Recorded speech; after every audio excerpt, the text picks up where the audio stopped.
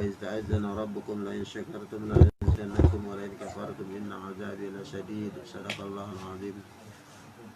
Yang sama-sama kita muliakan guru kita Mukarram Ustaz Ahmad Fikri Shadiq, para orang-orang tua, bapak-bapak, saudara-saudara jamaah Majlis Taklim Baitul Muttaqin, khusus orang tua kita Bapak Dr. Nasir Giono, Bapak Bambang Prengki beserta keluarga. Puji dan syukur kepada Allah Subhanahu wa taala. Alhamdulillah malam hari ini kita dapat hadir, melangkahkan dua kaki kita, meningkatkan dua kaki kita duduk simpul di majlis yang mulia dalam rangka silaturahim dan juga menuntut ilmu, dirangkai dengan acara tasyakuran akikah Ananda Kera Putri Azkia binti Muntas dalam penyakitnya. Saatkan sejak kala panjangkan umurnya dalam taat ibadah kepada Allah Subhanahu wa taala. Kita yang hadir pada malam hari ini mudah-mudahan Allah berikan kesehatan, keafiatan, Allah berikan keberkahan dalam hidup dan kehidupan.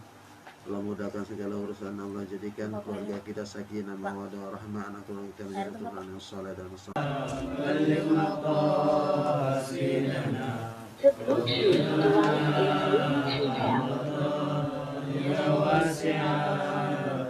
Ya Rabbi waj'al rajai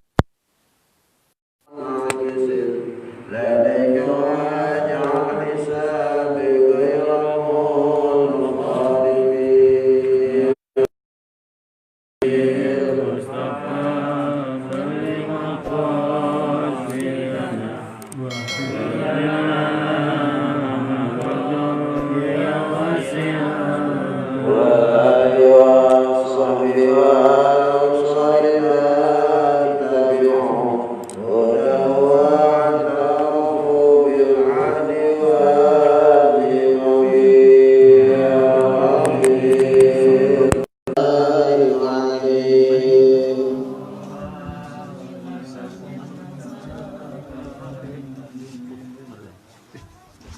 Sini.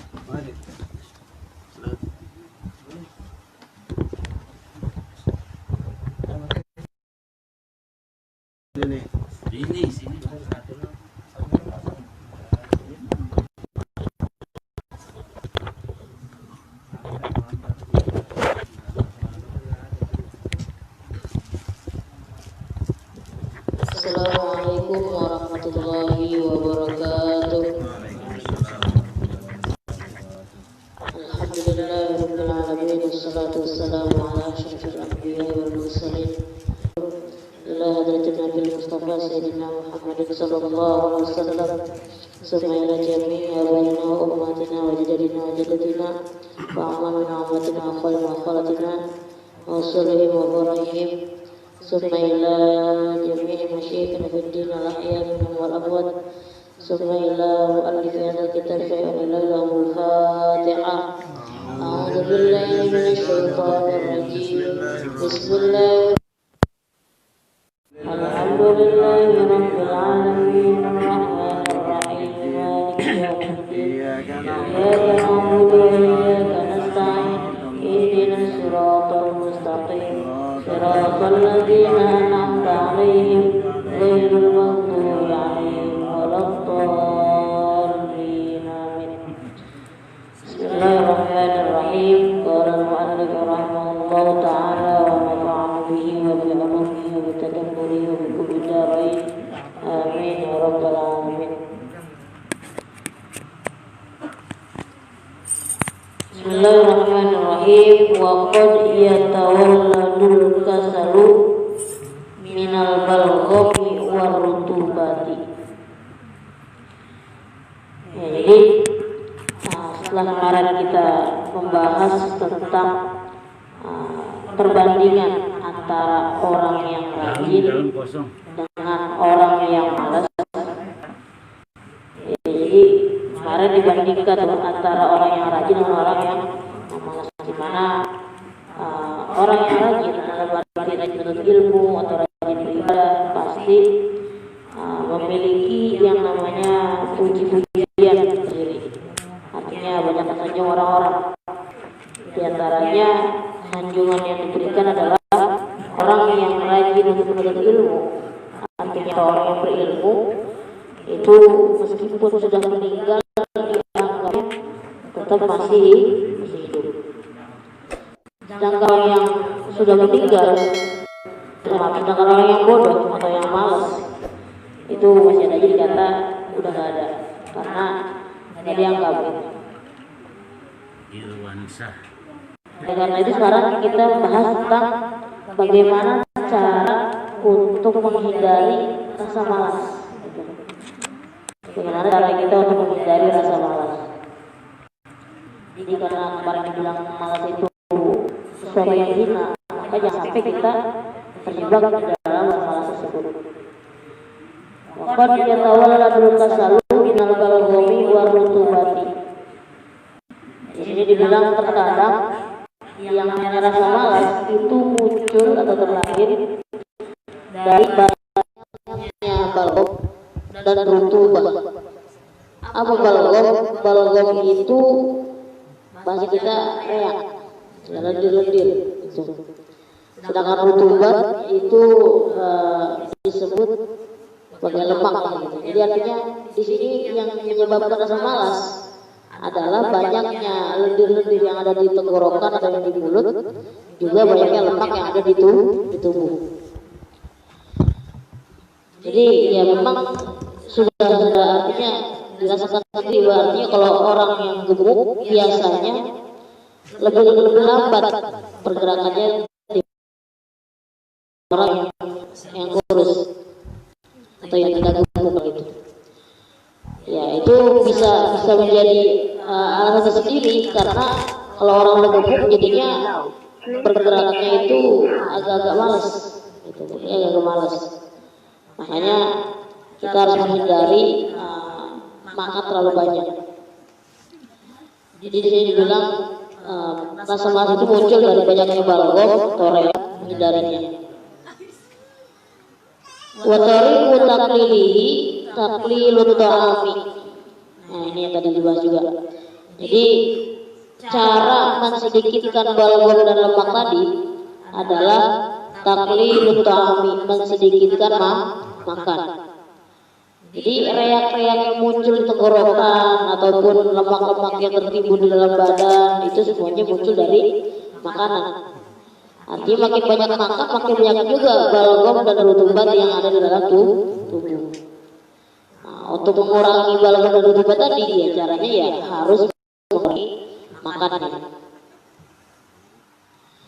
Qila ittafaqa sab'una nabiyyan ala anna kasratan nisyani min kasratil balghami wa kasratal balghami min kasrati syurbil ma'i wa kasrata syurbil ma'i min kasratil akli.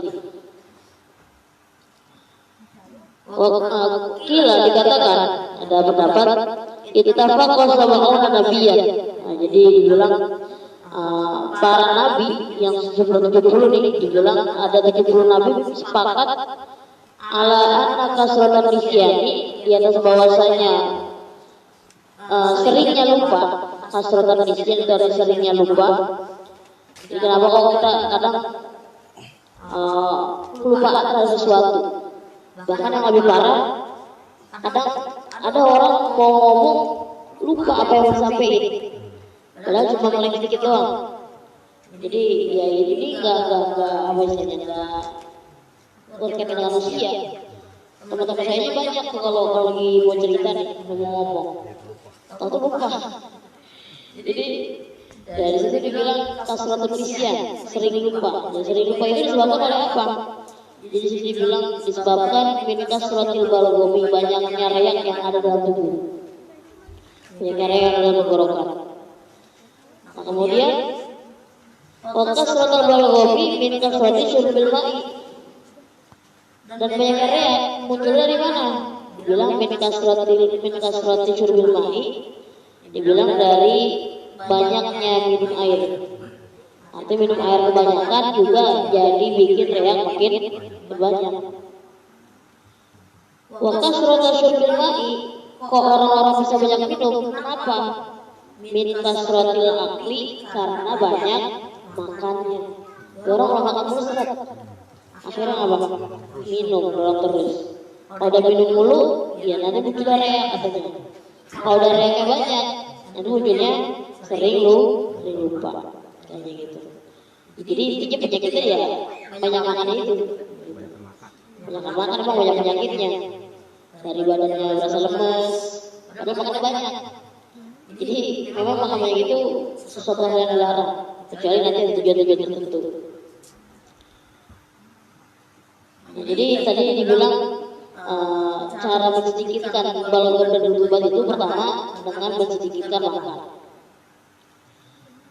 Kemudian al-khubzul yabisu yang qata'u balgama.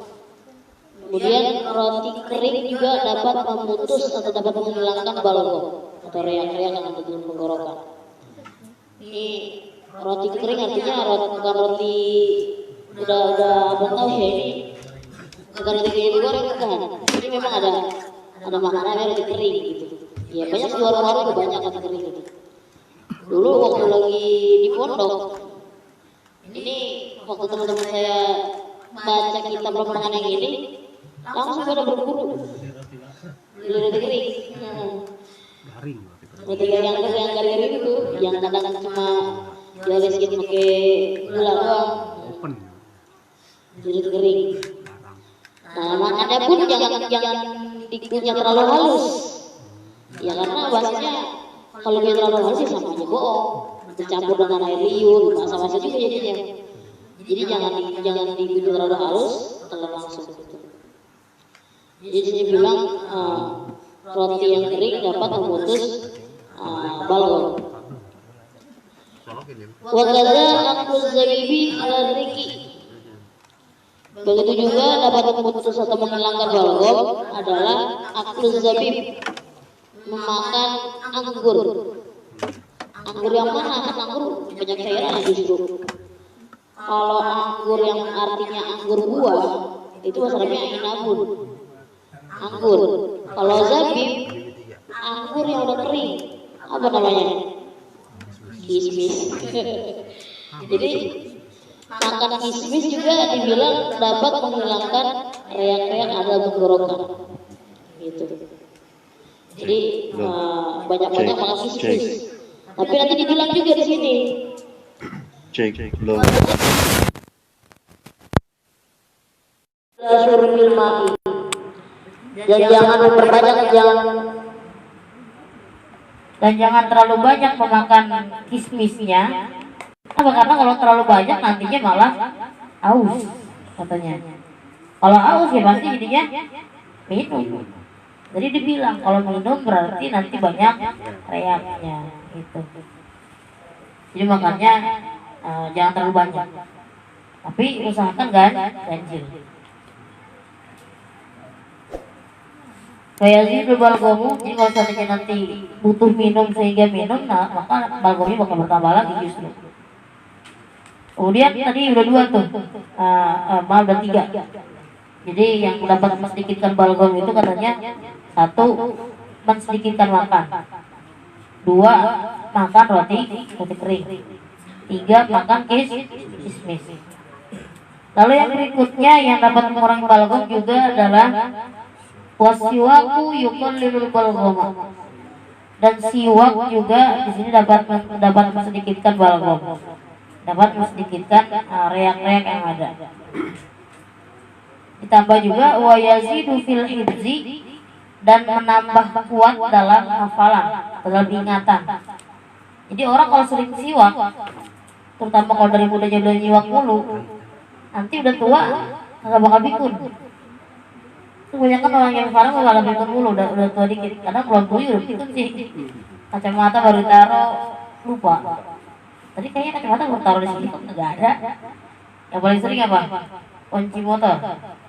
Kunci motor baru taruh hilang. Yang paling parah kadang kalau udah tua dikit kacamata lagi dipakai cariin. Kacamata lagi dipakai nih. Kacamata gua mana ya? Itu gara-garanya pikun gitu. Jadi untuk meminimalisir pikunnya itu dengan cara bersiwak. Jadi kalau sering bersiwak dapat menguatkan dalam hal ingatannya. Wal fasahati, dan juga menambah fasahah. Dalam arti dalam berbicara, jadi tambah fasih berbicaranya. Fa innahu sunnatun saniyatun. Karena bahwasanya siwak itu selain tadi faedahnya mensedikitkan balgham, juga menguatkan ingatan, juga menguatkan fasohah. Di samping itu memang siwak itu merupakan sunnah yang sangat baik. Jelas sangat baik karena fadilahnya besar. Karena aswaku matharatun lil fam wa mardatun lir rabb, kata Nabi. Siwak itu dapat membersihkan mulut, juga dapat menjadi sarana kita mencari ridho Allah. Jadi siwak sekali nilainya banyak. Di samping dapat membersihkan mulut tentunya, karena yang dibersihkan itu gigi, juga dapat menjadi sarana kita buat ibadah. Jadi dengan cara siwak doang itu udah dapet tuh pahalanya. Pahala di dunia berupa giginya bersih, mulutnya nggak bau, juga dapat ridho dari Allah.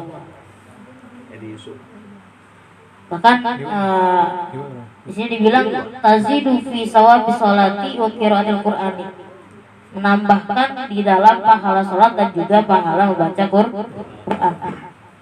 Jadi di sini ada hadis 5 ruwiya an Nabi sallallahu alaihi wasallam annahu qala sholatun ala asari siwaki afdalu min khamsin wa sab'ina sholatan bi ghairi siwakin.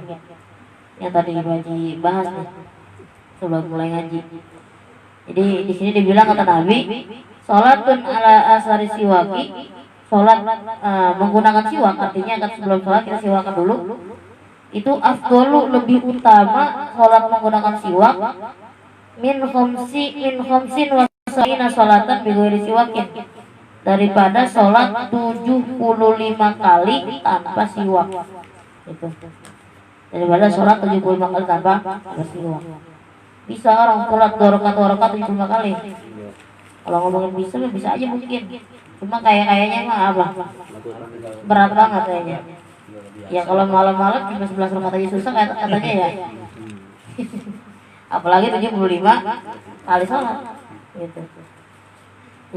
Jadi kita kalau sekali sholat sunnah bapaknya, sekali sholat sunnah pakai siwak itu sama dengan melebihi fadilah 75 kali sholat sunnah. Ya kalau sholat fardu ya berarti melebihi 75 kali sholat fardu.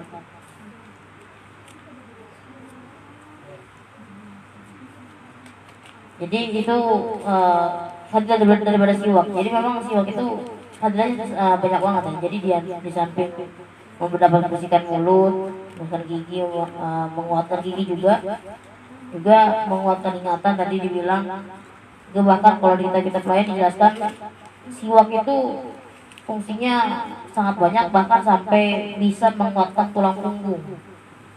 Jadi kalau yang tulang punggungnya sering sakit, yang udah bertua umpamanya, itu ya, pinggangnya juga itu banyak siwak katanya, banyak siwak. Jadi sering-sering siwak. Gua sariawan, kadang ada aja orang yang dikit-dikit sariawan. Nah itu bisa diminimalisir dengan bersiwak. Nah permasalahannya kadang kita nggak punya kayu siwaknya. Gimana tuh jadinya?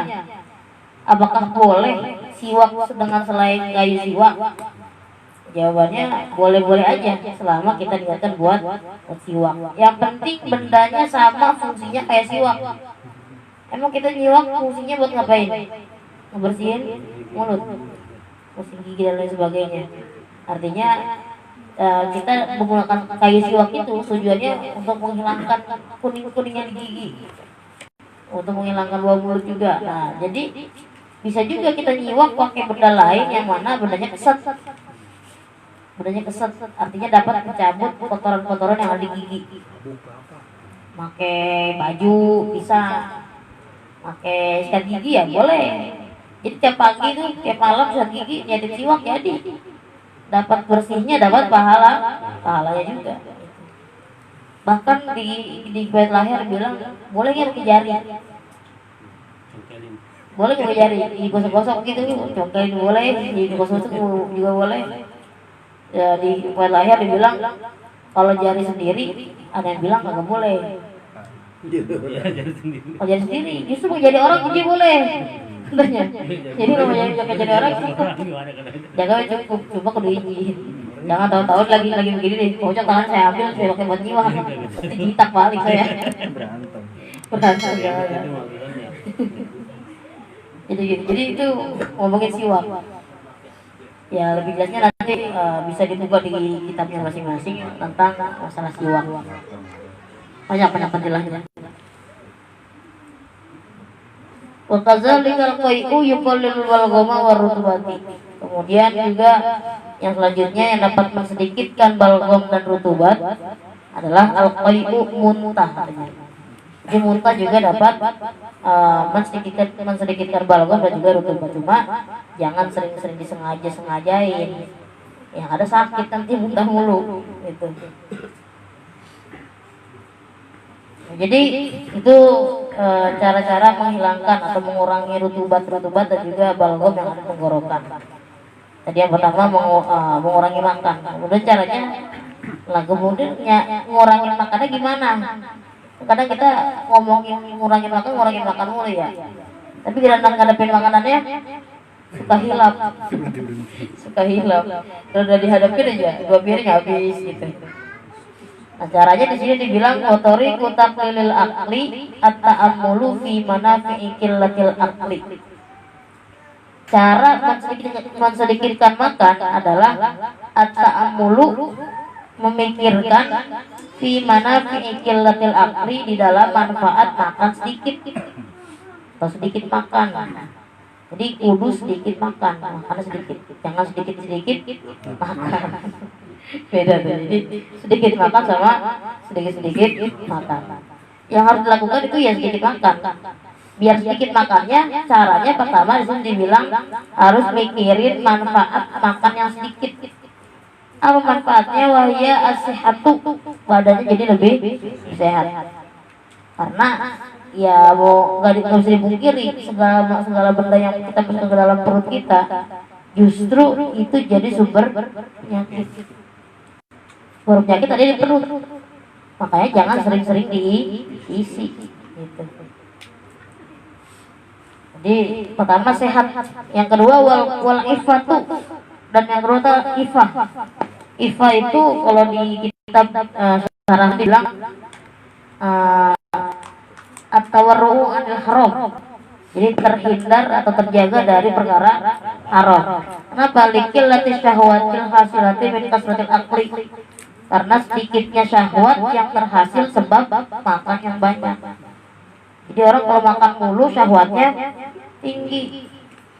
Syahwat buat ngapain ya? Syahwat buat makannya, belum syahwat buat tidurnya, belum syahwat yang lainnya. Artinya nanti kalau sering makan mulu, jadinya tegangannya tinggi, mau makan mulu juga gitu. Nah makanya kalau kata Nabi, kalau emang para pemuda kalau misalnya emang belum mampu buat nikah, udah banyakin puasa, karena puasa dapat menurunkan tegangan gitu. Jadi sini bilang kalau misalnya makan sedikit, fadilahnya juga dibilang dapat terhindar dari perkara yang haram. Juga ya jelas kita bisa tahu sendiri kalau misalnya kita sedikit makan berarti sedikit pengeluarannya, artinya nggak boros. Nah kalau orang makan mulu jadi boros. Kalau sudah boros nanti pikirnya nyari duit. Kalau nyari duit yang halal susah, nanti yang munculnya jadinya malah yang haram gitu. Jadi info di sini terbebas dari perkara-perkara yang haram.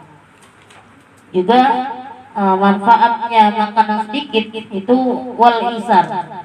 Isar itu kalau kita artinya sebenarnya ngalah sama siapa maksudnya? Di sini dibilang ngalah sama orang lain. Artinya kita kalau sering ngadepin makanan, jangan kita habis sendiri makanannya, ngalah bagi-bagi sama orang lain. Meskipun bisa kita habisin sendiri, itu meskipun bisa kita habisin sendiri, tapi perlu diingat-ingat, yang namanya makan banyak nanti penyakitnya juga banyak. Jadi perlu makan sedikit supaya kita bisa terhindar dari penyakit, dan juga di sini dibilang bisa ngalah. Ngalah ini memang ya kalau dipikir-pikir sesuatu yang remeh, cuma lihat-lihat lagi ya ini sesuatu yang luar biasa. Artinya kita bisa mengedepankan orang lain ketimbang kepentingan diri sendiri gitu. Itu bisa. Jadi Manfaatnya diantaranya adalah sehat, kemudian ifah, kemudian isar. Wakila fihi fa'arun summa'arun summa'arun syaqa'ul mar'i min ajli ta'ami. Dan dikatakan ada sebuah nasyid pada tentang masalah makan. Fa'arun summa'arun summa'arun, celakalah orang-orang syaqa'ul mar'i min ajli ta'ami, karena celakanya seseorang itu sebab banyak makannya. Wa Nabi alaihi salatu wassalam annahu qala salah satu yubghiduhumullahu ta'ala min ghairi jurmin al-aqulu wal bakhilu wal mutakabbiru. Dan diriwayatkan dari Nabi Muhammad sallallahu alaihi wasallam bahwasanya beliau bersabda, salah satu yubghiduhumullahu ta'ala min ghairi jurmin. Ada 3 hal yang dapat membuat Allah marah tapi tidak berdosa.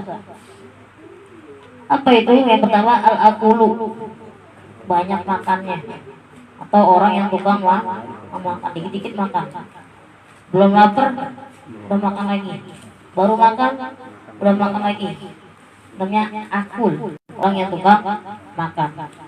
Itu dibenci sama Allah. Kemudian wal bakhil, orang yang pelit, bahasa kita korek gitu. Orang itu medit. Jadi pelit itu sebuah sifat yang enggak bagus ya, harus dihindari. Tapi juga jangan terlalu boros. Artinya kalau mau sedekah ya silakan sedekah, tapi ya jangan terlalu banyak, ada batasnya gitu. Jangan sampai justru sedekahnya jor-joran tapi habis itu nyesel. Mana jor-joran yang umpamanya contohnya kita menjadi 20.000 ya, itu 20.000 pengen kita pakai buat makan, atau bisa juga pengen kita pakai buat ongkos pulang kerja namanya. Tahu-tahu ada orang minta-minta, kasih semuanya. Habis ngasih, aduh tadi mah jangan kasih semua, ongkosnya gimana pulang ini. Jadi yang ada diungkit-ungkit gitu. Makanya kalau sedekah itu jangan terlalu boros, tengah-tengah aja, tengah-tengah. Jangan terlalu pelit, artinya nggak mau sedekah sama sekali, juga jangan terlalu boros. Gitu. Jadi memang sebab ada ayatnya yang menerangkan hal tersebut. Jadi jangan artinya dibilang jangan, tangan itu jangan ditaruh di belakang leher, juga jangan dibentangin selebar-lebarnya. Itu sabab nuzulnya memang ceritanya Nabi Muhammad didatengin sama anak kecil ini datang ke Nabi Muhammad, disuruh sama orang tuanya, disuruh sama ibunya minta sesuatu ke Nabi Muhammad karena kita dibutuh gitu. Ke Nabi Muhammad, ya minta saya juga, saya nggak ada apa-apa gitu bahasa kita. Karena Nabi Muhammad itu terkenal memang sebagai orang yang sangat-sangat sederhana. Jadi bahkan tidurnya aja ketiker. Kalau kita tidurnya ringnya tebal banget. Mending dong kalau kasur banget bocor, kasur kapuk. Itu kan ringnya kita mah tebal banget. Makanya kalau subuh agak bangun. Ya kalau Nabi Muhammad itu ngajarinnya kudu sederhana, tidurnya pakai ketiker. Jadi bahkan Nabi Muhammad pun sendiri gak jarang puasa gara-gara di rumahnya gak ada makanan. Gitu. Kalau kita mah kan kalau di rumah gak ada makanan nih, ya gak ada makanan. Gini kagak masuk gini. Ambek gak? Ya sewa juga dikit. Tapi sebenarnya nggak boleh. Oleh Nabi Muhammad udah contohin tuh. Nabi Muhammad sering datang ke rumah bininya, tanya ada yang bisa dimakan nggak nih? Kalau kata bininya ada ya dimakan. Kalau nggak ada, ya udah saya puasa aja dah, begitu. Jadi karena Nabi Muhammad itu orangnya sederhana, ketika diminta sama orang lain, ya nggak punya. Akhirnya tuh bocah balik lagi ke emaknya, ngadu, Nabi Muhammad nggak punya apa-apa. Kata emaknya, ya udah kita bajunya tuh, katanya gitu. Dikasih sama Nabi Muhammad. Akhirnya Nabi Muhammad masuk ke dalam kamarnya, duduk tuh, nggak pakai baju, bukan berarti telanjang mulut, bukan, nggak pakai baju lah pokoknya. Kemudian datang waktu sholat, para sahabat udah pada nungguin mau sholat jamaah, Nabi Muhammad belum datang. Akhirnya dilongok, ternyata lagi duduk.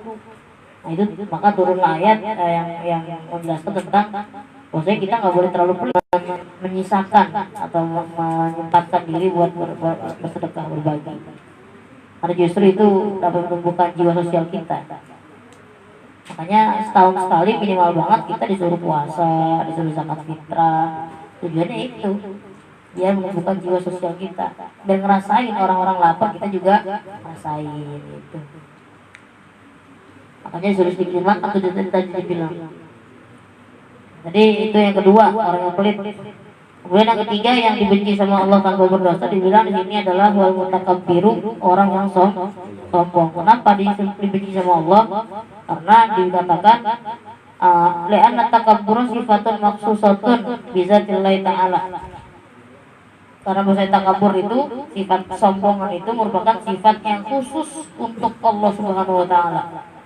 Faman arada ayyusyarikahu fiha yubghiduhullahu ta'ala.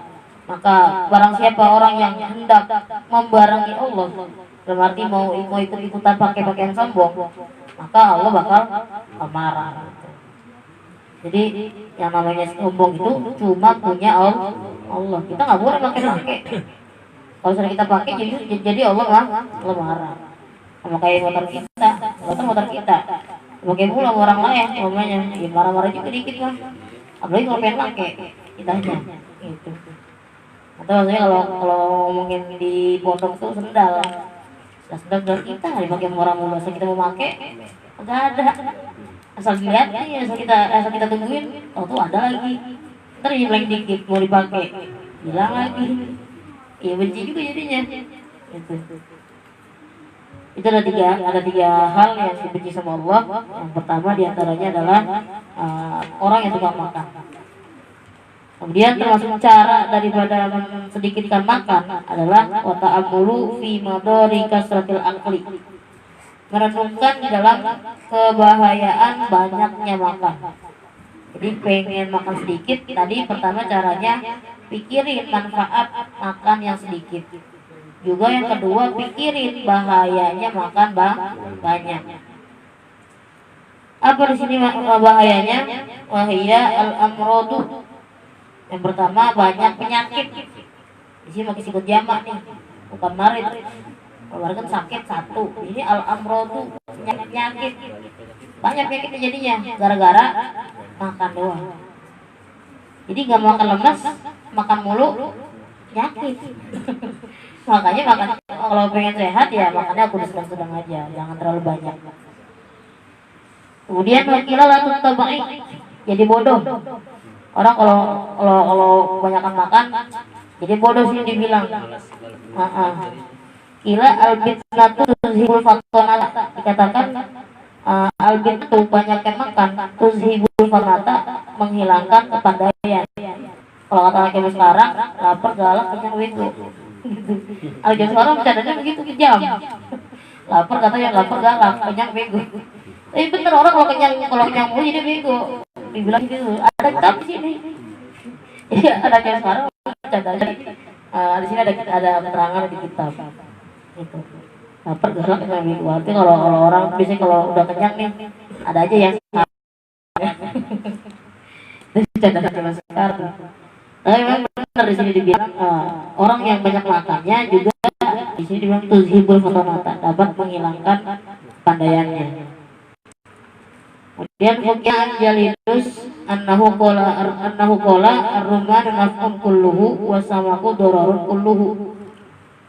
Diriwayatkan dari Jalinus, dari sini komandan perang zaman dulu ya. Dia pernah itu manfaat. Wa samaku dararun kulluhu. Yang namanya ikan bahaya semuanya. Katanya gini, katanya ikan itu bahaya semuanya. Mungkin bahaya karena tulangan kali. Kalau bersama kita ikan bahaya, tapi sedikit makan ikan lebih baik daripada banyak makan lima. Meskipun lima itu banyak manfaatnya. Kenapa dibilang lebih baik daripada makan yang banyak? Karena kalau makannya banyak, balik tadi. Kenyang juga jadinya, banyak balgom, rutubat juga, kalau kenyang mulu jadi banyak penyakitnya gitu. Wa fihi itlaful mali, dan di dalamnya juga terdapat kerusakan bagi harta. Kemudian wal aklu fawqa syibai dororun mahdud. Kemudian dikatakan makan melewati batas kenyang itu kebahayaan yang murni. Artinya kalau udah kenyang masih makan aja itu justru jadi bahaya. Bahaya yang paling jelas mana? Itu begah. Emang begah enak? Kebakaran. Kagak enak. Apalagi keluar lagi. Waduh, udah gak enak banget itu. Jadi makan lebih batas kenyang itu justru jadi bahaya, ya, sangat bahaya banget. Wa yastahiqu bihi al-iqaba fi daril akhirati, dan bahkan di sini dikatakan kalau makannya lebih kenyang itu bisa mendapatkan siksa nanti di akhirat. Mungkin alasannya ya tadi, kalau orang udah makan mulu sampai kenyang banget, nanti banyak yang keluar atau gak jadi muntah. Wal aqulu baghidun fil qulubi, orang yang banyak makannya itu dibenci oleh orang-orang. Banyak makan mulu gitu. Kemudian watoriku taqlilil aqli ayyakulal aqimata tasimata wa yuqaddima fil aqli al-atafa wal ashhar. Jadi termasuk cara mensedikitkan makan, yaitu pertama makan makanan yang berlemak, yang berminyak-minyak gitu. Karena kalau dibilang di sini kalau makanannya berlemak atau berminyak, itu mulut gak enak.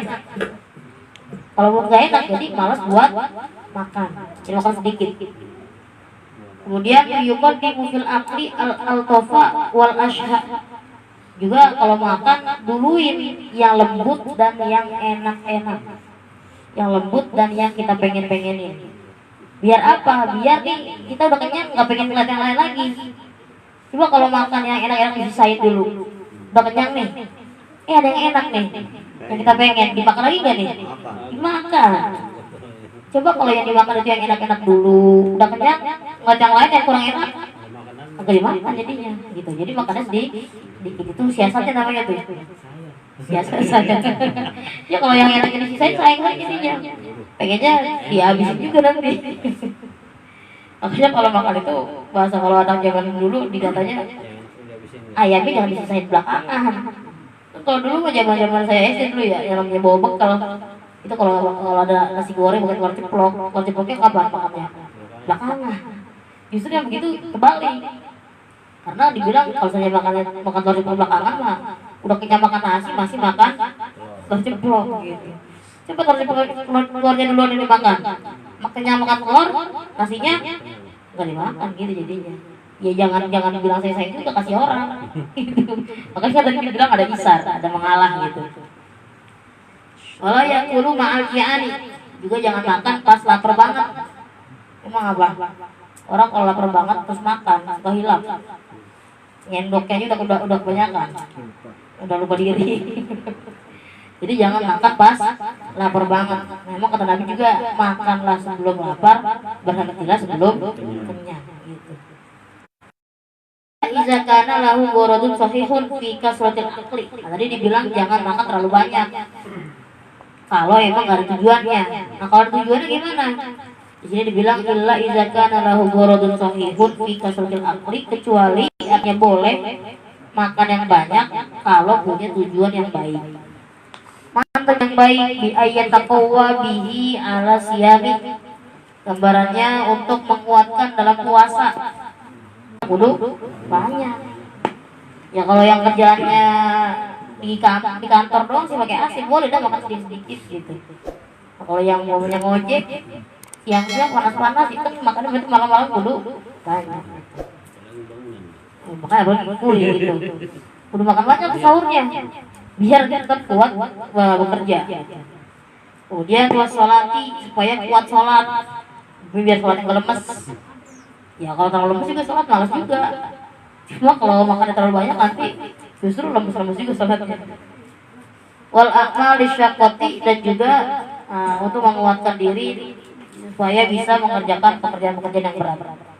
Kayak tadi tuh kerja kuli bangunan, ya makannya perlu banyak.